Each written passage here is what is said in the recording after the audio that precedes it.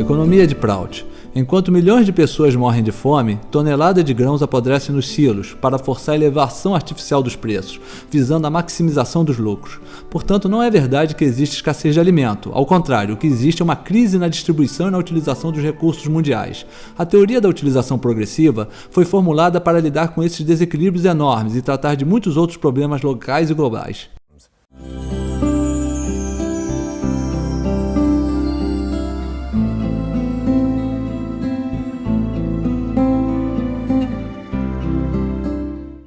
Prabharanjan Sarkar, grandioso filósofo indiano e espiritualista, identificou que os ensinamentos espirituais e os serviços sociais não são suficientes para acabar com a causa primordial da maioria do sofrimento e das injustiças atuais. Compreendeu que grande parte desse sofrimento foi causado por um sistema socioeconômico errôneo. Assim, em 1959, apresentou uma nova teoria socioeconômica chamada Prout, como ele definiu, para bem-estar e a felicidade de todos. Essa teoria social toda abrangente tem uma base espiritual singular, ao contrário dos sistemas antigos e atuais, como o capitalismo e o comunismo, que estão baseados no ganho material e no benefício direcionado para um só segmento da sociedade. Prout não é somente para os ricos e os privilegiados, ou apenas para os trabalhadores, é para todos, inclusive os animais, as plantas e o meio ambiente. Desde a sua criação, o sistema Prout foi reconhecido por muitos pensadores progressistas atuais. Este vídeo explicará alguns dos princípios econômicos principais de Prout. Você entenderá por que cada vez mais os pensadores progressistas ao redor do mundo estão estudando Prout, com o objetivo de encontrar uma solução prática e humana para os atuais problemas econômicos e sociais. Neste vídeo, você conhecerá os 7 princípios econômicos básicos de Prout. Garantia das necessidades básicas da vida. Elevação do poder de compra. Planejamento descentralizado e economia equilibrada. Sistema industrial fundamentado em 3 pilares. Cooperativas. Regiões socioeconômicas autossuficientes.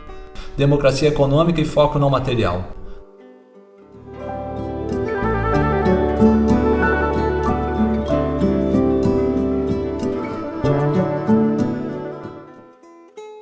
O sistema econômico de Prout garante as necessidades básicas da vida a todos. Na maioria dos casos, isso significa prover alimento, roupa, habitação, cuidados médicos, transporte e educação. Essa garantia pode ser obtida através do pleno emprego, de modo que todos tenham um poder de compra mínimo. A disponibilidade dos bens básicos e a manutenção dos preços num patamar apropriado, isto significa que uma renda mínima será garantida pela Constituição de cada país. Se você perguntar a qualquer pessoa se é moralmente justo que alguém morra de fome ou de frio, qualquer um, não importa quem seja, um alto executivo ou uma pessoa simples do interior. Mas o fato estranho é que vivemos num mundo onde inumeráveis pessoas estão morrendo de fome e frio e não têm acesso às necessidades básicas da vida. Assim, o capitalismo simplesmente nunca conseguiu prover as necessidades básicas da vida. Por isso, esse sistema precisa mudar. Um dos principais fundamentos de Prout é que todos devem ter acesso às necessidades básicas da vida. Assim que as necessidades básicas forem atendidas, a riqueza excedente será distribuída entre as pessoas que têm necessidades especiais ou talentos especiais, por exemplo, os deficientes e os médicos. As pessoas meritórias, aquelas com habilidades especiais ou maior responsabilidade, poderão receber o pagamento de bônus ou ganhar equipamentos que os auxiliem a prestar maiores serviços à comunidade. Isso também incentivará as realizações profissionais, que podem trazer maiores benefícios para a sociedade. Por exemplo, se o automóvel for o meio de transporte básico, os médicos, que necessitam atender rapidamente as pessoas que moram afastadas, podem adquirir um helicóptero. E da mesma forma que se procura garantir um salário mínimo suficiente para adquirir as necessidades básicas, deve-se também fixar um salário máximo, para que as pessoas meritórias não sejam remuneradas excessivamente. O montante das necessidades básicas deve ser aumentado progressivamente, de tal modo que o padrão de vida das pessoas em geral esteja sempre aumentando. O padrão de vida variará de uma comunidade para outra dependendo dos recursos disponíveis. Por exemplo, em alguns países do terceiro mundo, o refrigerador e o computador seriam considerados artigos de luxo ou semi-essenciais, enquanto que nos países desenvolvidos são considerados bens necessários. A relação entre o salário mínimo e o salário máximo pode ser estabelecida de acordo com um parâmetro. Por exemplo, se o salário mínimo for de R$500, será apropriado ajustar o salário máximo para R$5.000, ou seja, 10 vezes aquele patamar. Isto ajudaria a eliminar as disparidades entre os pobres e os ricos. Atualmente, há alguns exemplos desse sistema de salários mínimo e máximo no mundo. A política que o sindicato de crédito defende é que a diferença entre o menor e o maior salário não deve ser superior a 3 vezes. Em resumo, os recursos da sociedade devem primeiramente assegurar que todos adquiram as necessidades básicas da vida. A riqueza excedente será direcionada para a aquisição dos bens semi-essenciais e, finalmente, para os artigos não essenciais ou de luxo. Tudo isto é a expressão prática de um dos princípios fundamentais de Prout. Deve haver máxima utilização e distribuição racional dos recursos da sociedade.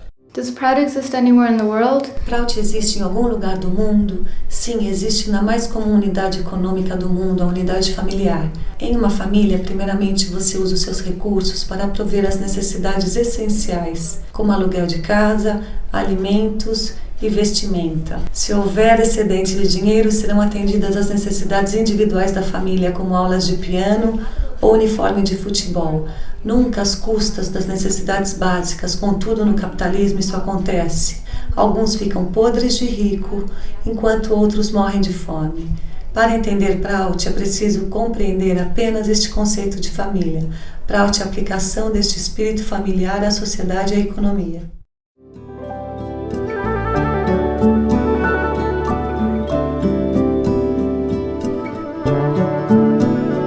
Para assegurar que todas as pessoas continuem a receber as necessidades básicas da vida, garantindo o dinamismo da economia, Prout advoga um aumento gradual e contínuo do poder de compra. Para alcançar isto, deve haver um aumento contínuo na produção, incentivando-se a pesquisa, o desenvolvimento e o uso apropriado de ideias científicas e progressistas.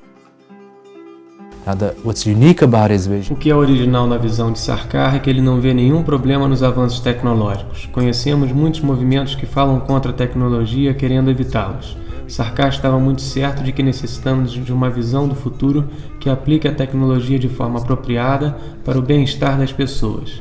Ele aprovaria as mudanças genéticas, por exemplo, mas contemplando primeiramente a quem elas beneficiariam. Esta não era a visão de Lardey?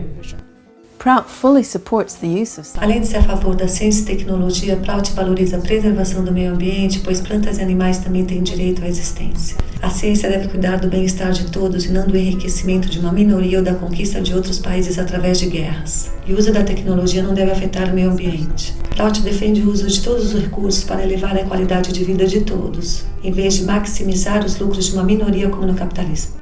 Deve-se notar que no capitalismo, quando se usa a tecnologia para reduzir a carga de trabalho, isto geralmente implica a redução de salários ou demissão. Entretanto, em Prout, o desenvolvimento tecnológico implica a redução da carga de trabalho, mantendo-se os mesmos ganhos dos trabalhadores. Isto promove uma sociedade muito mais rica, mais feliz e mais significativa. Este aumento nas horas livres permitirá a busca de realizações normalmente não conseguidas, como a prática de esportes, as artes, as aventuras, a religião, a filosofia, o serviço social e a espiritualidade. Isto promove uma sociedade muito mais rica e mais feliz. As pessoas naturalmente querem um padrão de vida crescente, isso faz parte da psicologia humana. Ninguém gosta de ficar estagnado, permanecendo na mesma situação ano após ano. É natural que as pessoas queiram melhorar seu padrão de vida. Esta necessidade psicológica das pessoas tem de ser reconhecida em um sistema econômico. Isto deve ser considerado no planejamento. Portanto, Prout incluiria no planejamento a elevação do poder de compra. Em muitos países desenvolvidos, vemos que os preços de equipamentos eletrônicos caíram consideravelmente ao mesmo tempo em que sua qualidade melhorou. Os sistemas de som, as TVs e os computadores são alguns exemplos. Prout inicialmente aplicaria esse mesmo princípio da elevação da produção e da melhoria da qualidade a todos os bens essenciais, assegurando que todos tenham acesso às necessidades básicas da vida. The fundamental contradiction of capitalism is that its driving force is greed and self-interest. A contradição fundamental do capitalismo é que a sua força motriz é a ganância e o interesse individual.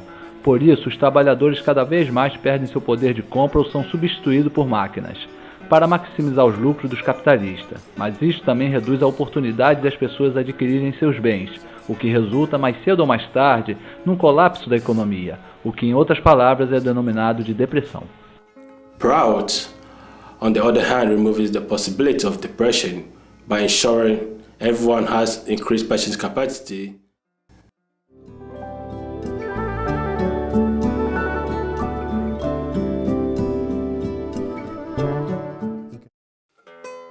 O planejamento econômico de Prout é descentralizado. Isto significa que as decisões voltadas para a economia local são elaboradas no local e não por burocratas ou políticos, que não têm nenhum laço econômico, cultural ou sentimental com a região planejada. Define-se como uma pessoa local aquela pessoa que uniu seus interesses econômicos aos interesses da região. Quando as pessoas locais se tornam capacitadas para tomar decisões econômicas concernentes à sua própria área, os resultados se refletem em melhorias para a sua própria economia e sociedade. Elas também terão maior preocupação com o meio ambiente, uma vez que estarão vivendo nessa área e terão que lidar com os impactos ambientais positivos ou negativos. O princípio da economia descentralizada é importante porque assegura que o poder econômico, o processo de tomada de decisão e as riquezas geradas permaneçam nas mãos das pessoas locais e regionais. Por outro lado, se a descentralização não for estabelecida, é provável que a riqueza fique concentrada nas mãos de um número pequeno de pessoas, acercadas do poder econômico, como vemos acontecer com as empresas multinacionais e as instituições financeiras transacionais. O poder econômico é sugado das comunidades locais, a riqueza retirada das suas mãos e as decisões econômicas não atendem aos seus interesses. Isto invariavelmente tem um efeito prejudicial no padrão de vida das pessoas da área e da região. Assim, a descentralização é crucial. Isto significa o mesmo que construir a infraestrutura de um edifício, transferindo para a população local o poder e os processos de tomada de decisão e assegurando que ela tenha controle sobre a atividade econômica. Hoje, devido ao intenso uso da internet, muitas pessoas podem trabalhar em casa, em vez das grandes cidades congestionadas. Outros avanços na ciência e na tecnologia ajudarão extremamente o planejamento descentralizado e a vida nos campos. É inerente ao planejamento descentralizado o conceito de economia equilibrada. Em termos ideais, cerca de 25% da força de trabalho deve estar alocada na agricultura, aproximadamente 30% nas agroindústrias e nas indústrias de implementos agrícolas, aproximadamente 25% nas indústrias não agrícolas e aproximadamente 20% nas atividades comerciais e serviços. Prout acredita que a economia deve estar equilibrada entre a agricultura e a indústria e o setor de serviços, aproximadamente 20 a 30% em cada setor. Se houver ênfase exagerada em um desses setores, por exemplo, a agricultura nos países do terceiro mundo e o setor de serviços nos países de primeiro mundo, a sociedade não será economicamente saudável. Por isso, alguns países exploram outros, ou seja, para compensar sua economia desequilibrada.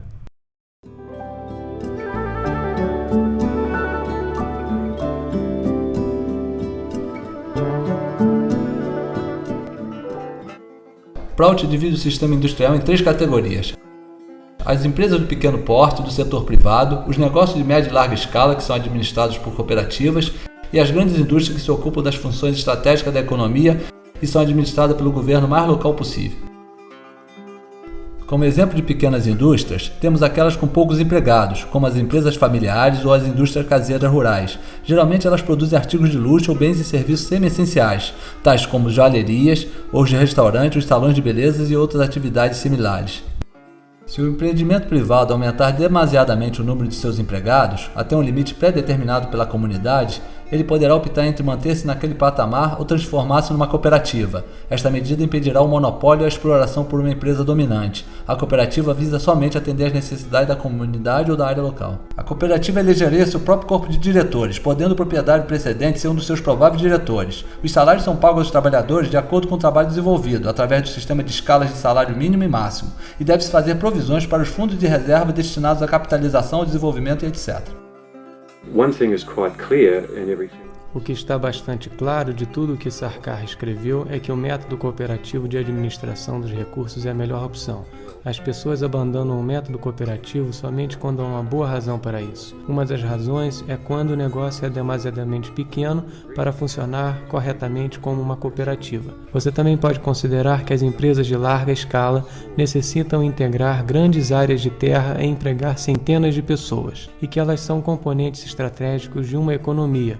Então, esse tipo de empresa pode ser administrado de melhor forma em nível estadual. O fato de ser estabelecida um nível estadual não implica que o governo político da área esteja envolvido ativamente na administração do negócio. Sempre que possível, comércio, agricultura e indústria deveriam ser organizadas através de empresas cooperativas. Apenas empresas difíceis de se lidar numa base cooperativa porque são pequenas demais ou pequenas e complexas demais, deveriam ser deixadas para empresas privadas. Essas empresas privadas deveriam produzir apenas comodidades não essenciais ou serviços. Da mesma forma, empresas que não podem funcionar como cooperativas porque são grandes demais ou grandes e complexas demais, deveriam funcionar como indústria de grande escala, como parte do setor público. Elas são geralmente estruturadas para ter um lucro, descentralizadas e funcionando como utilidades públicas pelo governo local. Entretanto, elas estão sempre estruturadas como autônomas em relação à administração direta do governo atual e funcionam como autoridades estatutárias. Algumas dessas indústrias de larga escala deveriam ser consideradas como indústrias-chaves. Indústrias-chave deveriam operar no princípio da ausência de lucro e ausência de perda e serem centralizadas e não descentralizadas. Exemplos incluem empresas farmacêuticas de matéria-prima e de energia de grande escala.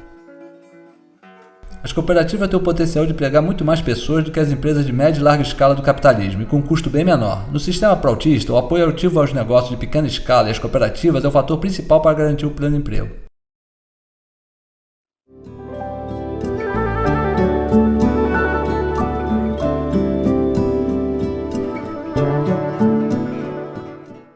As cooperativas são fundamentais ao sistema econômico de Prout. As cooperativas trazem prosperidade à comunidade e dão um sentido de unidade à área local. As cooperativas promovem o espírito comunitário e a prestação de serviços, enquanto o capitalismo promove o individualismo. Através das cooperativas, as riquezas da comunidade retornam à comunidade, em vez de servirem aos diretores das grandes companhias e seus acionistas.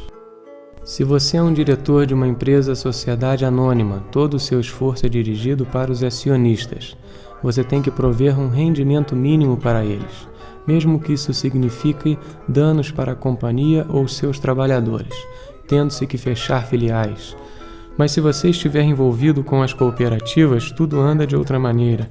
Na verdade, você está lá para ajudar os seus membros. As companhias com participação societária visam garantir seu rendimento mínimo financeiro. Cooperativas visam garantir o rendimento mínimo para a comunidade. Empresas cooperativas incluem cooperativas produtoras, consumidores e de serviços. Cooperativas produtoras incluem cooperativas de fazendeiros e produtores.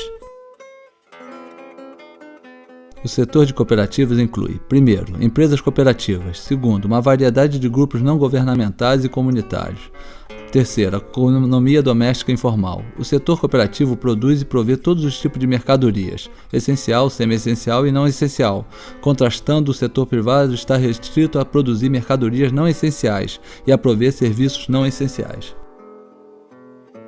Para as cooperativas serem bem-sucedidas, ela depende de diversos fatores: administração excelente, liderança ética e real necessidade dos bens produzidos pela comunidade. Os fazendeiros, por exemplo, podem formar as cooperativas de produtores e vender sua produção diretamente à cooperativa de consumidores. Isto elimina o intermediário, reduzindo significativamente o preço final. Garante também um bom retorno aos produtores. I think the main benefits of the cooperative system are essentially Eu penso que os benefícios principais das cooperativas são essencialmente três. Primeiramente, devem utilizar toda a sua capacidade, não apenas uma parte da linha de produção. Em segundo lugar, o sentimento de produção em rede, networking, que você não somente está inserido na rede da cooperativa, mas também na rede de clientes. Eles atravessam as fronteiras. Em terceiro lugar, há um intenso sentimento de poder mudar a história e ser útil. Esse sentimento de que você não é descartado como lixo e de que pode trabalhar e permanecer na cooperativa por muito tempo, além da idade normal de aposentadoria. As pessoas começam a ter confiança em fazer coisas que nunca fizeram antes e tomam isso como uma alavanca para melhorar suas vidas.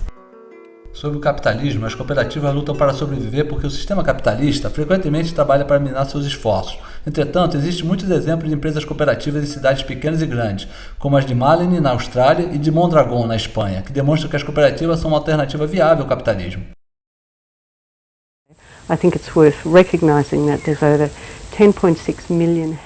Eu penso que se deve ressaltar que há 10,5 milhões de cooperativas de construção na Europa.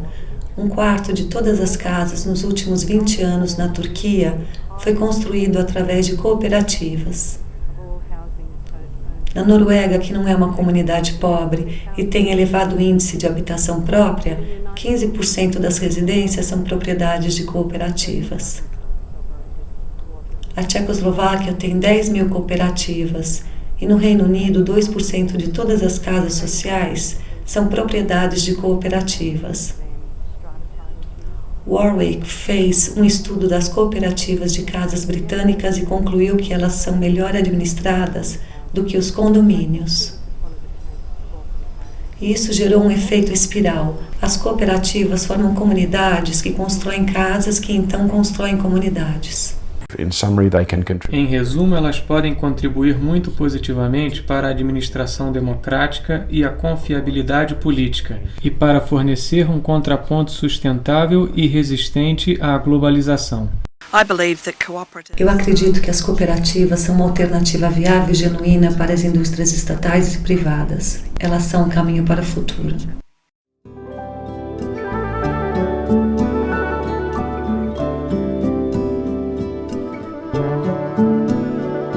Prout defende a criação de áreas autossuficientes, também conhecidas como unidades ou zonas. Essas áreas autossuficientes proverão as necessidades básicas da vida das comunidades locais e constituirão a base da democracia econômica. Quando uma área não puder produzir todos os bens necessários, ela poderá negociar e fazer trocas com outras áreas.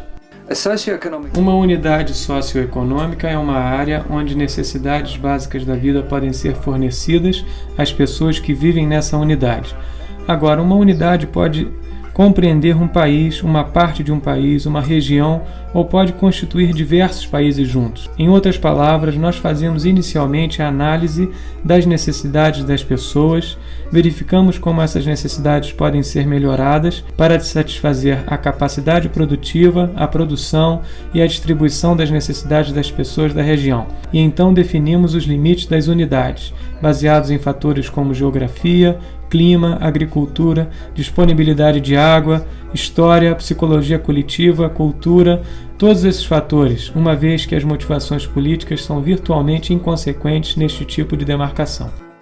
A utilização máxima dos recursos humanos e materiais é necessária para a autossuficiência local. É particularmente importante que as matérias-primas disponíveis na região constituem a base das indústrias locais. Qualquer pessoa poderá migrar para outras áreas, mas somente aquelas que unirem seus interesses econômicos com os da nova área poderão desenvolver uma atividade econômica local. Isto impedirá que os interesses externos, inclusive as multinacionais, venham explorar a área.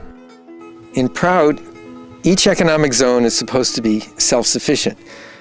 Em Prout, cada unidade econômica deve ser autossuficiente.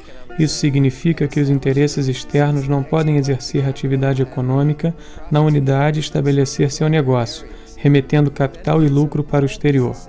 Os benefícios de todos os negócios gerados em uma unidade econômica, sejam de pequenas empresas ou de cooperativas, devem permanecer nessa unidade, para o benefício dessa área econômica. Por exemplo, você não terá de se preocupar com o Walmart ou as redes de fast food que abrem suas lojas livremente e remetem lucros para o exterior. Para que as áreas autossuficientes sejam bem-sucedidas, é necessário descentralizar o planejamento e a economia. Isso trará prosperidade para o local e permitirá a retomada do poder econômico por sua população, assim como aumentará a qualidade de vida, incentivando as indústrias e as práticas favoráveis ao meio ambiente. Prout apoia a centralização política e a descentralização econômica.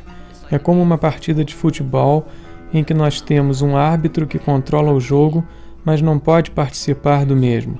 Os jogadores apenas jogam a partida, mas não apitam o jogo. O árbitro representa a política centralizada e a economia descentralizada representa os jogadores. Desse modo, os políticos devem ser mantidos afastados da economia e as pessoas devem assumir o controle de suas vidas econômicas. Isso fica expresso neste conceito de planejamento e economia descentralizados. A respeito do meio ambiente, Prout vê a economia, a comunidade e a ecologia como um sistema integrado. Um dos sérios defeitos do capitalismo é a prática de separar a economia das pessoas e do meio ambiente. O resultado é o colapso das comunidades e o envenenamento do meio ambiente. Uma economia baseada em Prout, por outro lado, usa uma abordagem integrada que defende a sustentabilidade em todas as três esferas: social, econômica e ambiental. A importância que Prout dá às unidades socioeconômicas e à economia descentralizada parece um conceito radical nos tempos atuais. A economia global tomou conta da economia local, Não temos mais as economias locais.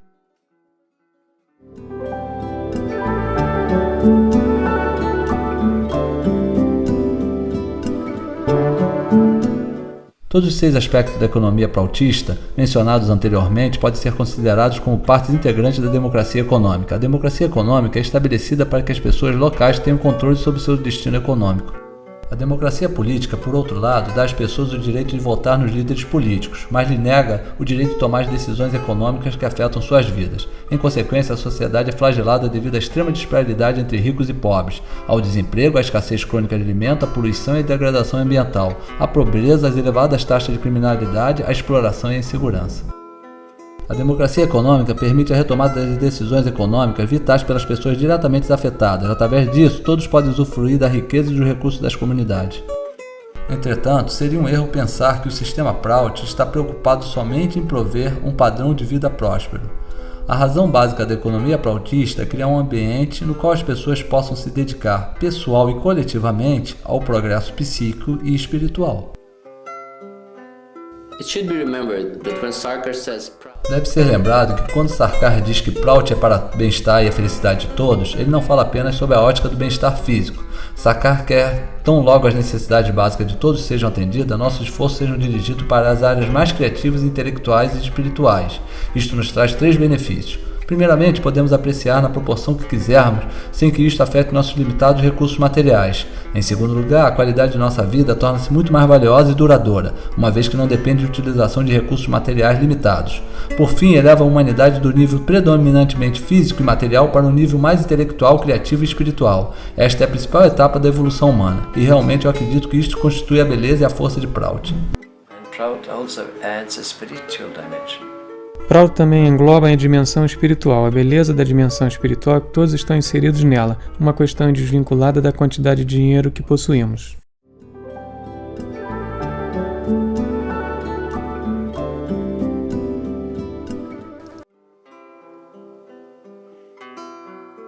Prout assegura as necessidades básicas da vida que devem incluir, pelo menos, alimento, habitação, roupa, educação e assistência médica. As necessidades básicas são garantidas através do pleno emprego, assegurando-se também que estas necessidades estejam facilmente acessíveis e disponíveis e com boa qualidade. Toda a riqueza excedente é distribuída entre as pessoas meritórias e aquelas com necessidades especiais. A elevação do poder de compra é conseguida ao se garantir que as necessidades básicas estejam disponíveis e acessíveis a todos. Para que isto seja alcançado, deve-se elevar continuamente a produção por meio de pesquisa e desenvolvimento, e fazendo-se o uso apropriado da ciência e de ideias progressistas. O planejamento descentralizado assegura que as decisões relacionadas com a economia local sejam tomadas em nível local e não por burocratas ou políticos, que não tenham laços fortemente estabelecidos com a área. A visão de uma economia equilibrada fará parte deste planejamento, de modo que a agricultura, a indústria e o setor de serviços sejam desenvolvidos apropriadamente. Prout advoga um sistema econômico baseado num tripé. Ele é composto de pequenas empresas privadas, cooperativas para os negócios de médio e grande porte e empresas estatais, para as indústrias estratégicas de grande porte que funcionam com base no sistema sem lucro, sem prejuízo.